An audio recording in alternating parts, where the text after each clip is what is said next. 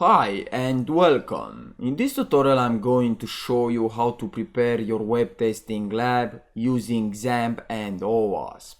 XAMPP is a local Apache server which comes along with PHP, MySQL and a bunch of other good stuff.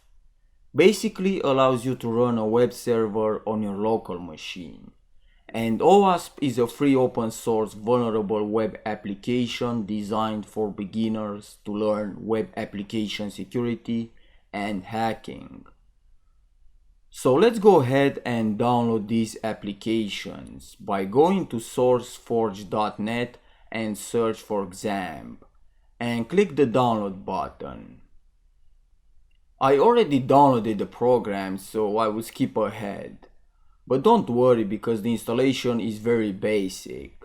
Once done with the installation, open the program and start Apache web server and the MySQL database.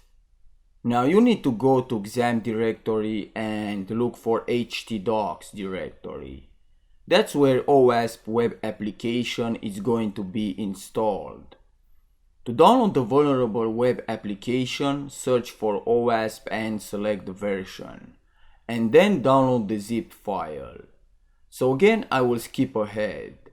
After the download has finished, extract the zip file and copy all the files to XAMPP htdocs directory.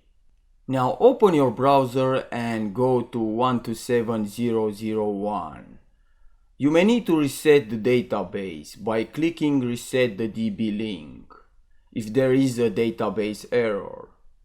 So when you get into the system, there is a menu on the left where you can see different types of attacks like SQL injection, cross-site scripting and many more. But I will cover these attacks in another tutorial. So that's it for this lecture. Thanks for watching and I'll see you next time.